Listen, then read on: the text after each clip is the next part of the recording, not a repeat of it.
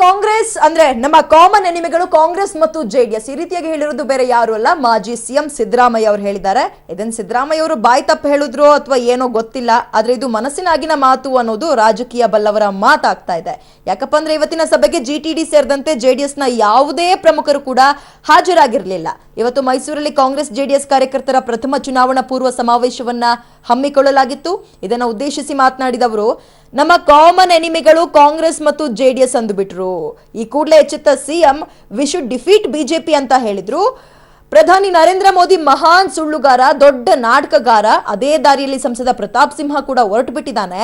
ನಾವು ಮಾಡಿದ ಕೆಲಸವನ್ನ ತಾನು ಮಾಡಿದ್ದು ಅಂತ ಸುಳ್ಳು ಹೇಳ್ಕೊಡ್ತಿದ್ದಾನೆ ಅಂತ ವಾಗ್ದಾಳಿ ನಡೆಸಿದ್ರು. ಮಾತಿನ ಭರದಲ್ಲಿ ತಪ್ಪಿ ಮಾತನಾಡಿದ್ರು, ಬಾಯಿ ತಪ್ಪಿ ಹೇಳಿದ್ರು ಅಥವಾ ಮನಸ್ಸಿನಲ್ಲಿ ಇದ್ದಂತಹ ಮಾತುಗಳೇ ಹೊರ ಬಂದ್ವ ಈ ಒಂದು ಸಂದರ್ಭದಲ್ಲಿ ಗೊತ್ತಾಗ್ತಾ ಇಲ್ಲ. ನಮ್ಮ ಕಾಮನ್ ಎನಿಮಿಗಳು ಕಾಂಗ್ರೆಸ್ ಮತ್ತು ಜೆಡಿಎಸ್ ಅಂತ ಹೇಳ್ಬಿಟ್ಟಿದ್ದಾರೆ ಸಿದ್ದರಾಮಯ್ಯ ಅವರು. ಆದ್ರೆ ಇದು ಯಾಕೆ ಹಂಗೆ ಹೇಳಿದ್ರು, ಬಾಯಿ ತಪ್ಪು ಹೇಳಿದ್ರ ಅನ್ನುವಂಥದ್ದು ಗೊತ್ತಾಗ್ತಾ ಇಲ್ಲ. ಆದ್ರೆ ಇದು ಮನಸ್ಸಿನ ಒಳಗಿದ್ದಂತಹ ಮಾತು ಅಂತ ರಾಜಕೀಯ ಬಲ್ಲವರು ಹೇಳ್ತಾ ಇದ್ದಾರೆ.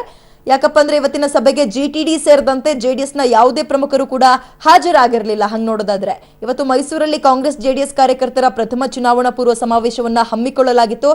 ಆ ಒಂದು ಸಭೆಯನ್ನ ಉದ್ದೇಶಿಸಿ ಮಾತನಾಡುವಂತಹ ಸಂದರ್ಭದಲ್ಲಿ ನಮ್ಮ ಕಾಮನ್ ಎನಿಮಿಗಳು ಕಾಂಗ್ರೆಸ್ ಮತ್ತು ಜೆಡಿಎಸ್ ಅಂತ ಸಿದ್ದರಾಮಯ್ಯ ಬಾಯ್. ಅದಕ್ಕೆ ನಾನು ನಮ್ಮೆಲ್ಲ ಕಾರ್ಯಕರ್ತರಲ್ಲಿ ಮನವಿ ಏನಪ್ಪ ಮಾಡ್ತಾ ಇದ್ದೀನಿ ಅಂದ್ರೆ, ಜೆಡಿಎಸ್ ಕಾರ್ಯಕರ್ತರಲ್ಲಿ ಮತ್ತು ಬಿಜೆಪಿ ಕಾರ್ಯಕರ್ತರಲ್ಲಿ ನಮ್ಮ ಕಾಮನ್ ಎನಿಮಿ ಕಾಂಗ್ರೆಸ್ ಮತ್ತು ಜೆಡಿಎಸ್.